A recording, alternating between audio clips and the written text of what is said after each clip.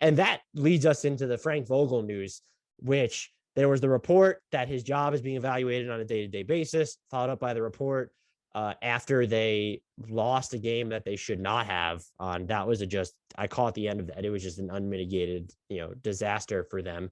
Westbrook gets benched down the tail end of the fourth quarter, doesn't speak to the media, doesn't even speak to the team when he's leaving. It's noted that Vogel is going with the team on the road trip, and it's still this evaluation process. A lot of people thought that game was going to cost him his job, especially it looked like he was kind of in fuck you, I'm leaving mode, or I'm not going to be here mode at the end of or during the post-game press conference, where he was asked about sitting Russell Westbrook, and he said he was just trying to play the players that gave him the best chance to win. There was also a note from, I think this one was ESPN's Dave McMenamin. Sources told him that the coaching staff has been empowered by the front office to sit Russell Westbrook and play whoever they want. And it was also a decision that the coaching staff had been considering for weeks. And so there is a lot to unpack here. I caught actually a lot of support on Twitter for something I wrote about the Lakers this week. I also caught a lot of shit because I don't need to sit here and necessarily defend the job that Frank Vogel has done. You can question his rotations, having Melo at the 5 the other night's a disaster, not being able to discern when to go big and when to go small if you've been leaning on LeBron at the 5 a ton and when you could use Dwight Howard's rebounding in the game, sticking with Kent Bazemore and DeAndre Jordan too long this season. There are issues that he's done. I think you can say this about all of Vogel's team. They're not especially inventive on the offensive end. That being said, I think a lot of LeBron teams are just going to be so heliocentric anyway. I don't know what you would expect necessarily a coach to do there. To me, this is not about Frank Vogel doing this bang up job and the Lakers firing him anyway. This is just about the fact that this is the only move they could make. Now, they don't have trade assets. They can't trade a first till 2027 or 2028.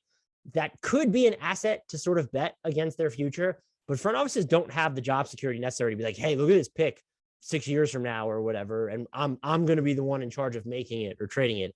They can't guarantee that. And that's where that pick loses, I think, a ton of value here.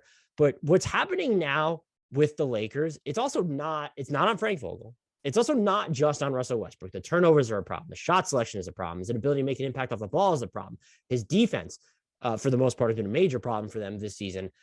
This season is a symptom of the disease that was the offseason. I think that's the best way to put it. They played their last best hand by giving up Kyle Kuzma, KCP, a first-round pick, and then by extension, you could throw Montrezl Harrell's having a pretty good year, so you could throw him in there and saying they gave up 4 assets, but he clearly wasn't a fit with the Lakers. They gave up 3 assets, consolidated it into 1, and now that 1 asset in Russell Westbrook has proven to be the disastrous fit that everyone thought he was going to be. And even if you think he's still a questionable fit or they have ways to work it out, and again, the data with him on the court and LeBron and then Davis at the 5 is good. The sample's just so small because LeBron has missed 12 games this season. Anthony Davis is out right now.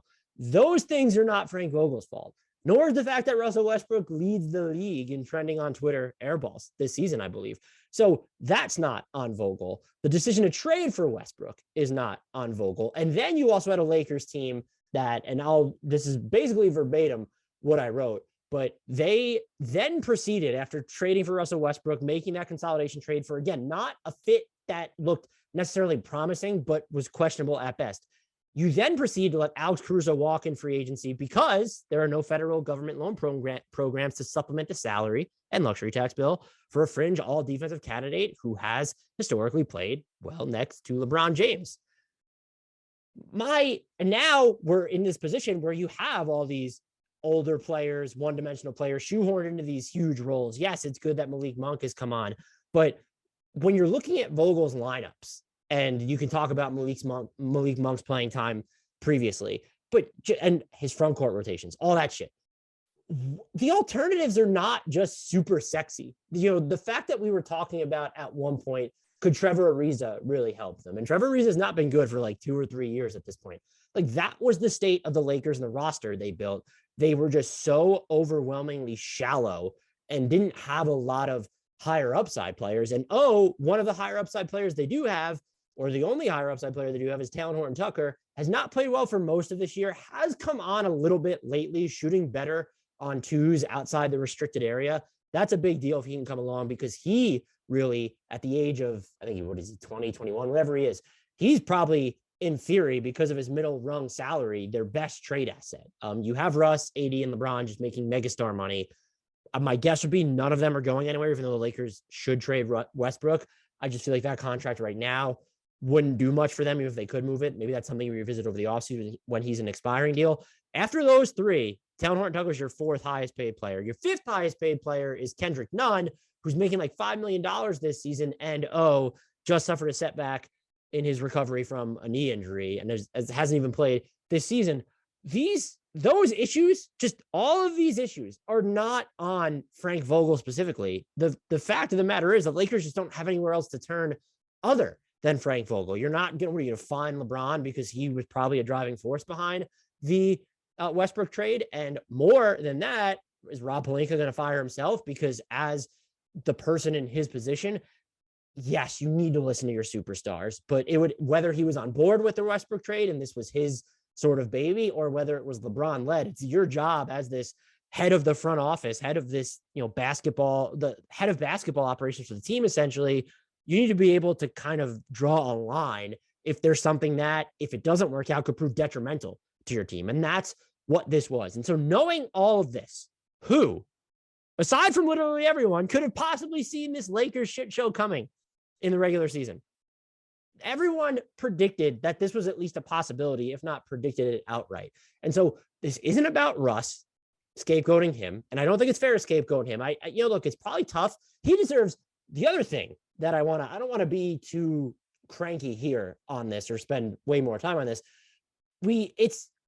Appreciate the game of basketball, consume it however you want, whether that's talking about trade, making snarky jokes on Twitter, really digging into the X's and O's, whatever, however you consume this game, however you like it, just consume it. That's your prerogative. We got to get past the point where I feel like we try to paint something as a rosier picture than it is, or we're afraid to criticize someone. There's a human element behind all this.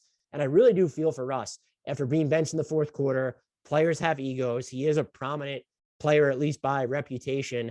You have a frustrating day at work. Like, people react in different ways in the moment. He left, didn't talk to the team, whatever. I don't really read into that.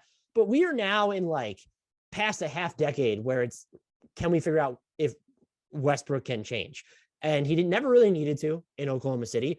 But like, we saw it in Houston. We saw it in Washington, even when he's coming on strong Washington to close the year. Now we've seen it in Los Angeles. Like, there doesn't seem to be a very diverse player or someone who can handle and still be effective in a smaller role. I would welcome to be wrong. It's okay to say that. We don't need to pretend like Russ is necessarily a victim of all this, but he also shouldn't be the scapegoat, nor should Frank Vogel be the primary scapegoat. And I understand that's how these things work. Anyone who expects the team to side with the coach is, just gravely mistaken, deluded, thinking that could happen. It also doesn't make it fair. And so the Lakers are just this mass of mistakes, and the root cause of most of them is what happened over the offseason. And the people to hold responsible are the decision makers there, because it wasn't even just the Westbrook trade, but you decided to get rid of three really important rotation players, Kyle Kuzma and KCP. They were I think they were the Lakers' two top players in total minutes played last year. They were also their two leaders in total 3-point makes. You have Alex Caruso, who is so important to your defense, and then also has played well with LeBron James. And those guys are gone. And you bet on Taylor Horton-Tucker instead. Maybe that Taylor Horton-Tucker instead, perhaps that still works out. But everything comes back to the decision-making over the offseason. And that's what should actually be scapegoated. The problem is if there's no way to tangibly address that. And the Lakers don't even have alternate moves here unless some team is really high on that future first-round pick. And if you're them, you really do have to ask yourself, it's not going to be Miles Turner. It's not going to be Jeremy Grant. If you're giving up that pick, it's probably to get someone like Eric Gordon. It's probably to get someone like Karis LeVert, who I don't even think helps this team. Eric Gordon I think he would definitely help this team, by the way. Or it's probably to help get off Russell Westbrook's contract. So you're not even looking at the prospect of pulling off a blockbuster using that distant first-round pick. That's why Vogel is here on the chopping block. He is most guilty of not winning in unwinnable situation. And the Lakers' response is not one of a team addressing the actual issue, but one out of options.